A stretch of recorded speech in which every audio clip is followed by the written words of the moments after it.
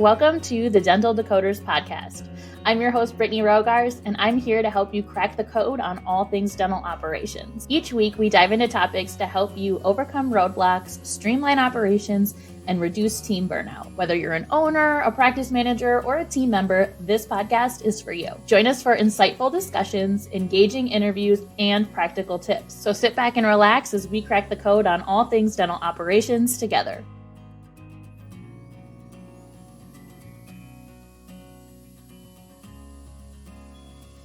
Welcome to Coders. I am so excited to share this episode with you this week.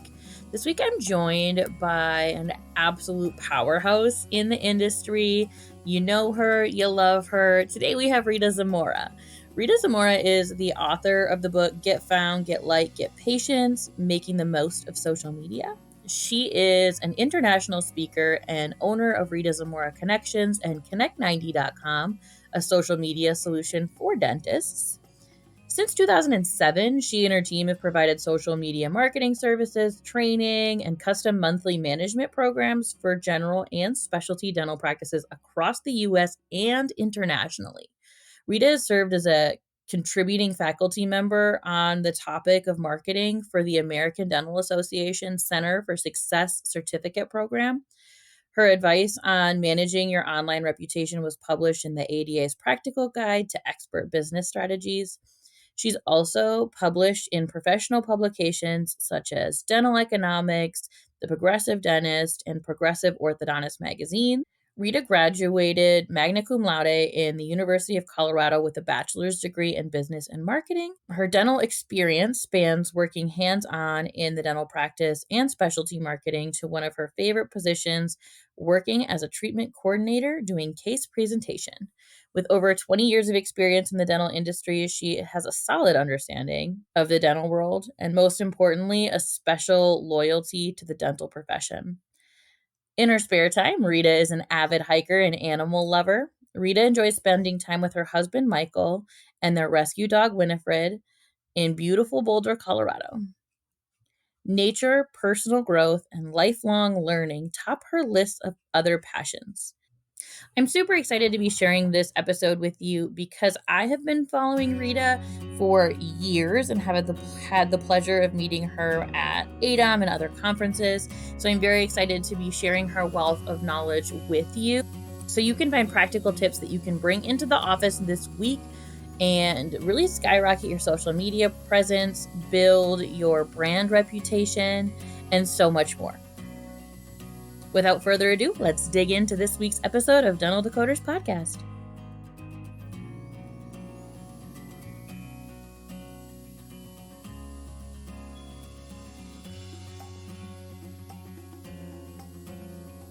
Hi, Rita. Thank you so much for joining us for today's episode of Dental Decoders Podcast. I am so excited to have you here to talk about all things marketing and social media with our listeners. Thank you so much for the invite. I'm happy to be here. So I want to really start with what seems to me like a basic question, but it is a question that I get asked relatively often. I think because I am a millennial dentist and clients of mine often think that I know social media. I don't. So one of the main basic questions I would really like to ask for you is when you go onto social media, there's Twitter or X or whatever it's called now. There's Threads, there's Instagram, TikTok, LinkedIn. There's 1,000 social media platforms. So how do you, as a dental practice, figure out which ones you need to be present on and which ones maybe you don't need to be present? Mm-hmm. Well, I think most dentists like to always refer to the data. They tend to be more scientific in nature. And so I can make it easy since there is a lot of mystery around social media sometimes and a lot of trends. But if we look at the data from the big companies like Pew Research, and there are other different data points and statistics we can look at, but what are the platforms that have the most popularity? What are the US users using the most? And those big ones are still the Meta's Facebook and Instagram. And then we have LinkedIn for professional purposes, but I'm recommending practices post there now because we should always be hiring. And then there's platforms like TikTok, and there's YouTube, Pretty much everyone uses YouTube, so you can't go wrong by posting videos there. But those are the big mainstream channels. And then we have Google Business, which isn't a social media platform, but I still recommend you post content there as well. So, Ooh, Google Business. That is one that wouldn't have hit my radar at all when I was giving these doctors advice on where to be. That is fantastic. Can you talk about a little bit more about that? Because I have a Google Business and I don't think I've ever posted anything to it intentionally before.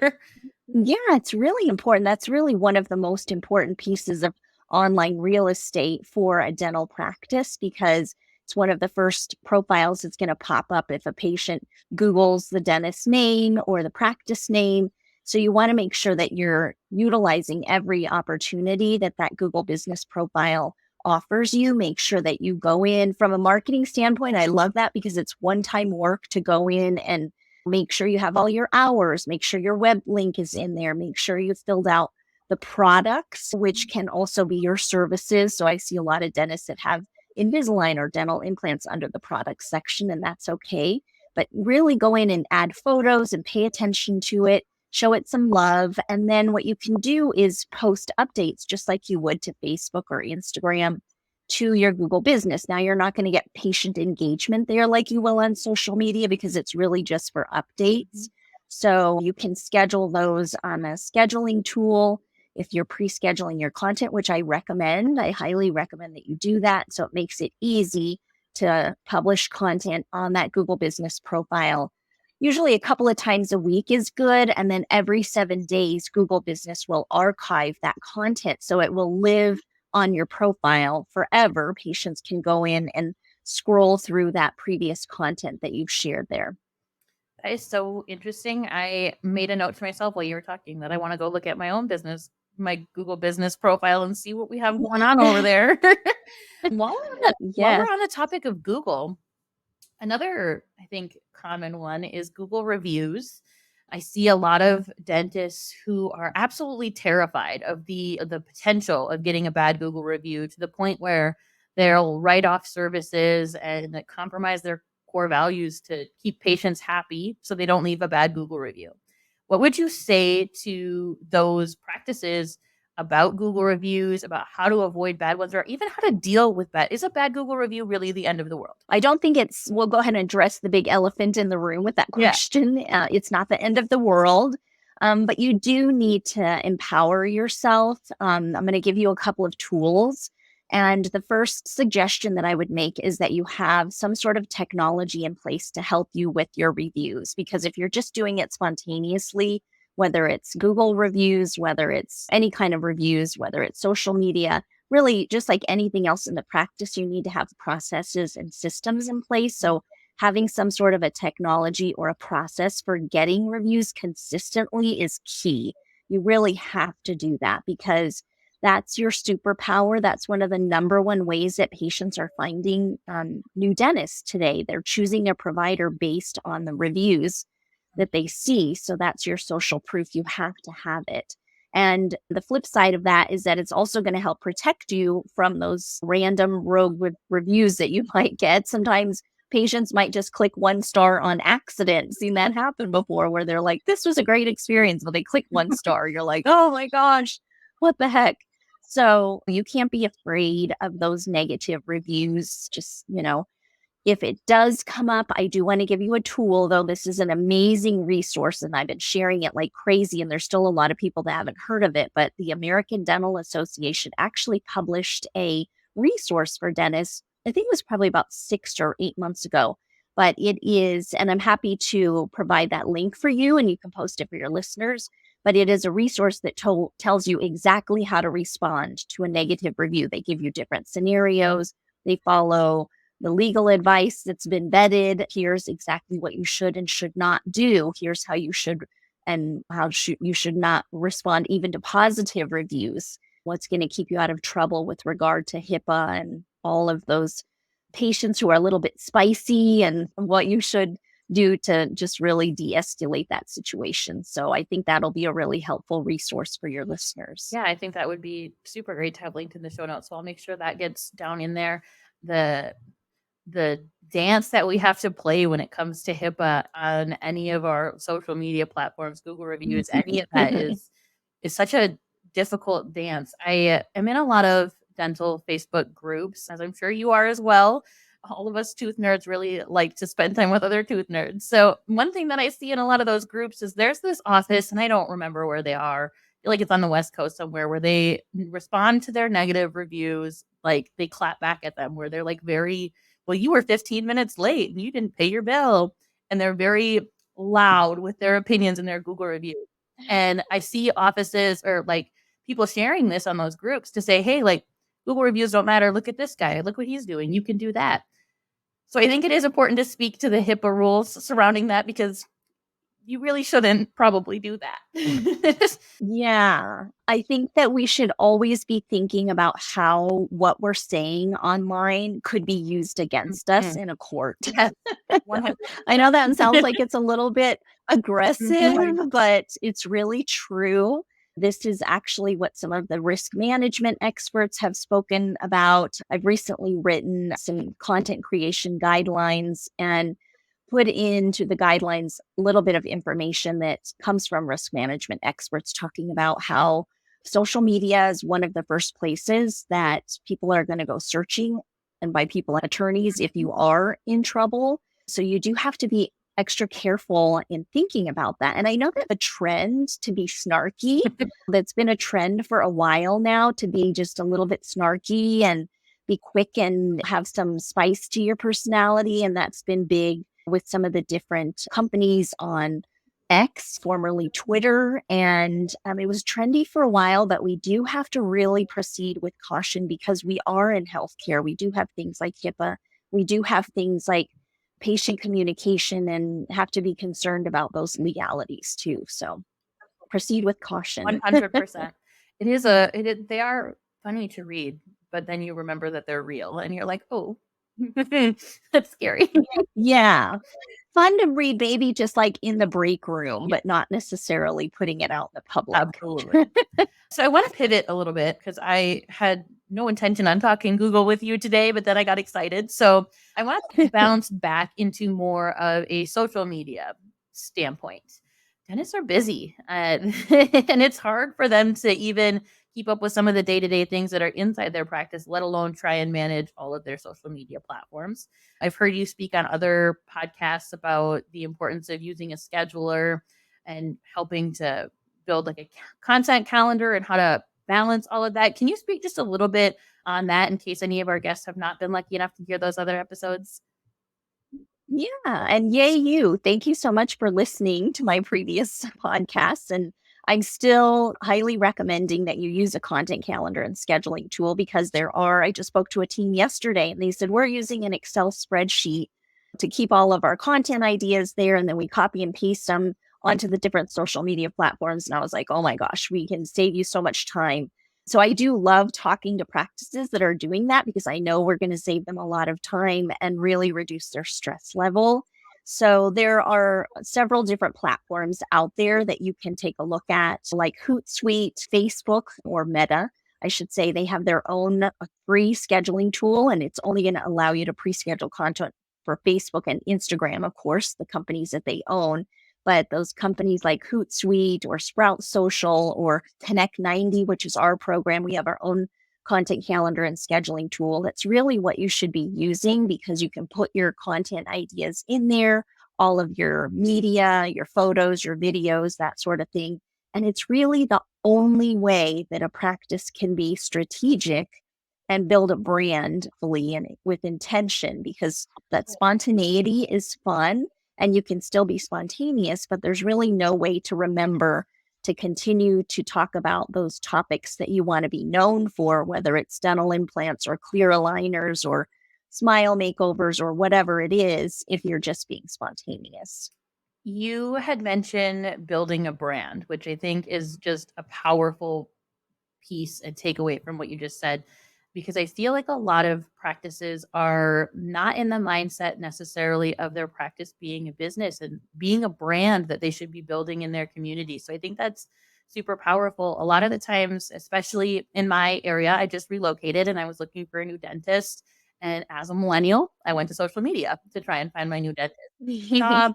Within 20 miles of my home, there were probably 5 dental offices that were just using, they all had the exact same stock images with different colors. And so Gosh, they're not related to each other, but that's yeah, dreadful. they're very sterile social medias with just stock images. I don't think there was a single picture of the team member on there. So when it comes to building a brand and looking at it through that lens as the purpose of your social media, how can practices balance their super busy schedules and the desire to build that brand on social media? I think that posting pictures of you and the team is one of the most important things that you could be doing. So whether you have time to post 1 picture a month or 10 pictures or videos a month, it should always be focused around you and your team and, be thoughtful about what it is that you're sharing. So we do have things that we can do for teams like our Connect 90 program, for example, where we provide curated content ideas for them. So, for example, coming up in March, depending on when you air this, that's a big month for dental professionals because it's National Dental Assistant Recognition Week and National Dentists Day. Those are big days that your patients love to see pictures of you and the team so they can celebrate you. And so by planning ahead and looking ahead to the next month and saying, what are those occasions or what are those different practice building topics that we want to make sure to include, whether it's talking about implants or clear aligners. Those are 2 of the most popular topics most dental teams say they want to do more of or they want to be known for, but we'll go to their social media and they don't have any of those topics on their social media. I'm like, how are you going to grow that? And how do your patients even know that you offer that if you don't have content about it? So by using a content calendar and a scheduling tool with prompts, like we would suggest maybe ask the doctor, what's the difference between dental implants and dentures? And then the team member just basically has to upload their own photo or a video, ideally, that they could use for a reel of the doctor explaining, here's the difference between dental implants and clear aligners. And then we give them tips on what that could look like, how you can record the video within seconds, how to edit it quickly. So we provide the support for all of those aspects as well. But our job is to work with the team to give them curated content ideas that are going to be interesting for the patients and that are going to be effective for the practice and fun too. We have like National Love Your Pet Day that comes up that everyone seems to love dogs, cats, and babies on social media. That's just been, a given since day one. So we give them those ideas to make it easy for them. And sometimes you'll have a superpower team member that is really good with social media and they'll come up with the ideas and they'll have just a never-ending supply of ideas. But at some point, almost everybody could use some support in some way, whether it's ideas, the tools that you need to schedule your content, or some support questions about why is my reel not getting shown? And we'll look at it. We can provide some tips on how to help it get better visibility. That sounds incredibly valuable. Every time I make a reel that I think is going to be like my claim to fame and it gets 2 views and I'm like, what happened here? So I think that of itself would be super valuable. Yeah, there's so many little tweaks and things that you can be doing. And it is a moving target. It changes all the time. And it does take a village these days. We have several women on our team. We're an all-female founder and team that we have. And so we meet on a regular basis every week. And there are things that one of my team will share that I think I should probably already know, an update about TikTok or something new happening with Reels that I'm surprised to learn about. And so we collaborate with each other and keep up with the trends and what's going on. So why wouldn't a social media manager from the practice want that support too, to save time and help make sure that you're getting the inside scoop on everything? Absolutely. So on the topic of Reels and TikTok, do you feel that it's important to have the virality that everybody goes for on those platforms inside a dental practice? Do you have to be like the dancing dentist, or not to like name drop, but I follow all of the catchy ones on TikTok because I think they're hilarious. But do you have to have that extreme of a presence or that extreme of a niche, if you will, inside your social media, or is having a mix of videos and stills and just using it like, here's who we are, and have that be more authentic than trying to push yourself outside of the box and make dancing videos? What do you think is more important? I think at the end of the day, it depends on what that individual practice and doctor's goals are. So the doctor who is a professional dancer on the side is going to just enjoy that and love it and have a passion for it and want to just share dancing because they have a passion for it, and probably a passion for dentistry too, hopefully. And so I think that goal and that intention and passion is going to be different than another dentist who maybe just really has a passion for dental implants. Not that you can't love dental implants and dancing, but just to give you an example. And let me provide a different example also, because I think she's really brilliant. But there's a prosthodontist in San Francisco, and I'll provide the link for you as well. Her handle is @VeneerCheck. And she is on TikTok, YouTube, Instagram, and she basically shows different celebrities' smiles, and then she'll talk about how they looked before and after, more currently, what they've done to their teeth and if they possibly have veneers. And it's very interesting. Obviously, her passion is prosthodontics and aesthetics and veneers, and she's very good at what she does. It's very interesting, but it's not a joke. It's not hilarious. It's not dancing. So it's really engaging. And I think that that's a different example versus another dentist who might be interested in holistic dentistry. That's a neighborhood dentist that's a little bit more shy, but wants to get the quality of dentistry that he and his team have to provide out there. So it really depends on your goal. And being an influencer is a lot different than using social media to market your practice, because you can be a global influence. But how is that going to help you with your neighborhood dentistry? Are people flying in to see you? Or so there's a lot of different scenarios that we have to keep in mind when we look at how should we be spending our time and what does our social media have to look like. Fantastic. No shade to any of the dancing dentists, because I do love those things. So No. absolutely not to throw them under the bus at all. Yes. And for everyone, there's really no right or wrong as long as it's resonating with you authentically and if it's helping you to reach your goals. I think that's really important because none of us can define what is right or wrong for another person. So as long as you feel good about it and you're passionate about it, you have to have that passion in order to sustain a long-term social media presence. If you don't, we all have limited resources and it's going to fizzle out at some point. So, yeah.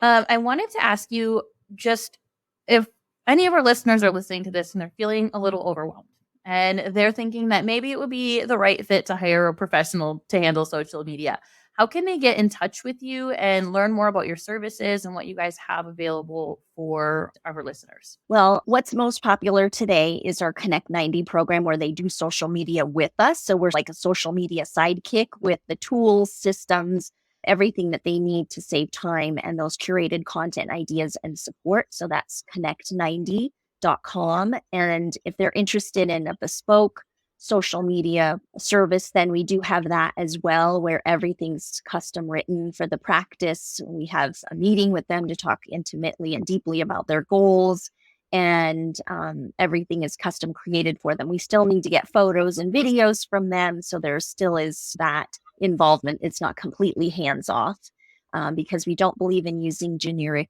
stock photos. So I think that anytime that you can use what's authentically representing you and your team is the most important takeaway. But they can also reach me at my ritazamora.com website. Sounds great. And I will be sure to link all of that in the show notes. So if you are driving while you're listening, don't feel like you have to try and write it down to remember. I'll just post it in the show notes for you so you can grab it later. As we wrap today's episode of Dental Decoders, I have a signature question that I ask at the end of every episode. And that is, I'd like for you to share with us your decoding moment or your secret code. So what is one thing that has been a game changer for you in your career? And it can be very specifically dental, or it can just be anything outside of the box as well. We just want to know, what is your secret code? My secret code is very easy and top of mind, and it's Yoga Nidra. Yeah. And Yoga Nidra is not what most people think it is. It's not yoga. It's actually a guided meditation. It can be as short as 10 minutes. You can do it in the morning, in the afternoon, evening. It's based on science. Now scientists are starting to talk about it because it's so effective and can help you to feel refreshed if you're tired, if you didn't get enough sleep, if you're stressed. And so I think that we really have to counterbalance all of that intensity of social media, whether it's the stress of seeing what everyone else is doing and feeling FOMO, or just that overstimulation of all of the video and everything that comes along with social media really helps to counteract that. It doesn't matter what the weather's or where you're at. You can be in your car, in the office, not driving in your car, but in your office, and do it anywhere. And the only skill that you need is to be able to put yourself at rest and relax. So that's my superpower, and decoding superpower, I guess I would call it. I love it. I'm a super woo-woo person, if you can't tell by like the crystals and stuff in the background. So this is the first time that I've had anybody say anything that has been a little bit more outside of the box like that. And I also love that you said that it's based in science. So that helps bridge that gap between the woo-woo and the science. And I love that. So I'm so glad you shared that. Yeah, you'll have to check it out. And I can give you a link for some different resources for that too. Andrew Huberman is one of my favorite podcasters right now, and he's become very popular, and he's been talking a lot about it from the science standpoint. So it's not just woo-woo yoga meditation stuff. So that's awesome. Thank you so much for being here today, Rita, and for sharing your expertise. And if you were listening to this episode and absolutely loved it and want to hear more about Rita, check the show notes. She is such a valuable resource, and I know that everyone listening is going to get so much value from everything she brings to the table. Thank you so much. Thank you so much for joining us for this week's episode of Dental Decoders Podcast. We hope you took away a valuable piece of information. As always, don't forget to rate, share, and subscribe to help us build our community of dental decoders. We look forward to seeing you for next week's episode.